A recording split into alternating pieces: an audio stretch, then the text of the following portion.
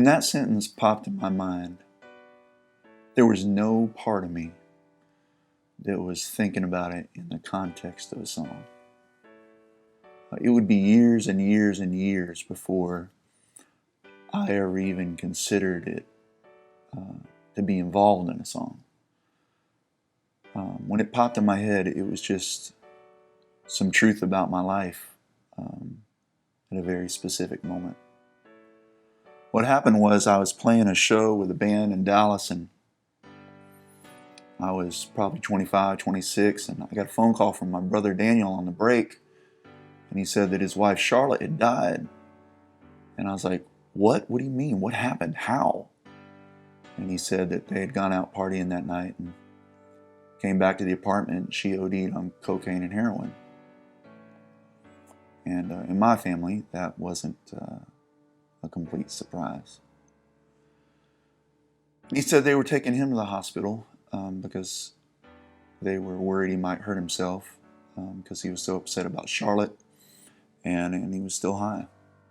So when I got done with the gig, I drove over to the hospital. I got there 3:30, 4 o'clock in the morning, and got up to his hospital room, and he was still a little loopy, and he was, for some reason, started telling me a bunch of drug stories.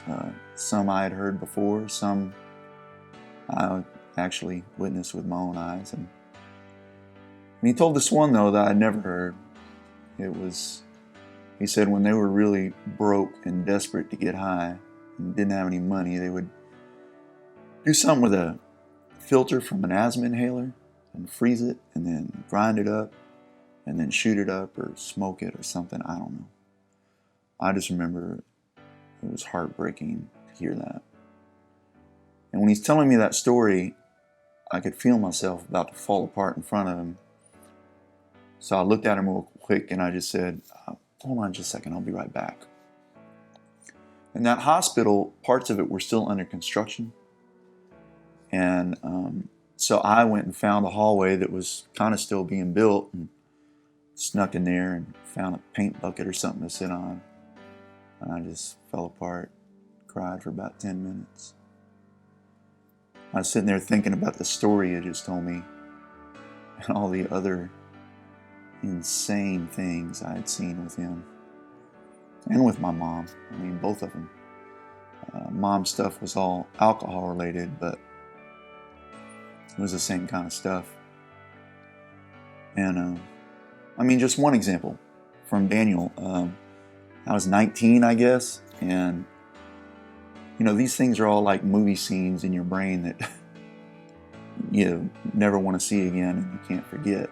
And this particular day, I was probably 19, and he said he needed a ride and he needed a little money. And so I drove him over to the west side of Dallas. It's a really bad neighborhood, and I knew what I was taking him over there for. I did. He needed a fix.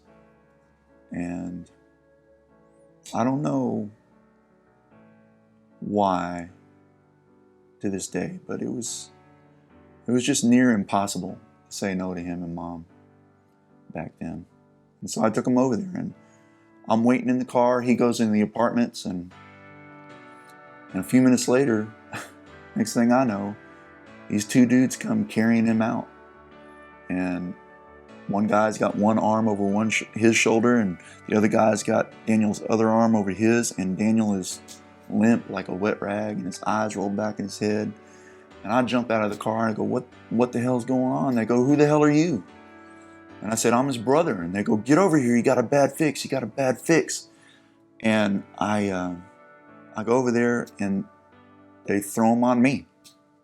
And one guy goes back in the apartments and comes back out with a syringe. He says it's full of vinegar. He injects him with it. And then they just said, hey, you know, just walk him around, which was really dragging him around because he was unconscious. You know, walk him around and slap him in the face real hard. They had been slapping him in the face, I guess, to try to wake him up. I don't know. And they went back inside because they didn't want to go to prison. So here I am in the front yard of these apartments, right by the street, in broad daylight, walking my brother around in circles, slapping his face. And I'm not a doctor, but I tried to take his pulse, and I didn't feel good. But I just kept walking around in a circle and hitting him, and a few minutes later, he woke up. He survived. And so I just saw all sorts of stuff like that with him and Mom. And at the same time, I was thinking about how those two people, when they were in their right mind, were maybe two of the best humans I've ever known. I mean, most of the good parts of my character that that I'm proud of, that I actually like, I got most of them from them. And so I was just sitting there in that hallway thinking about all that, and I thought to myself, at their best, they're my heroes. And at their worst, they're my demons.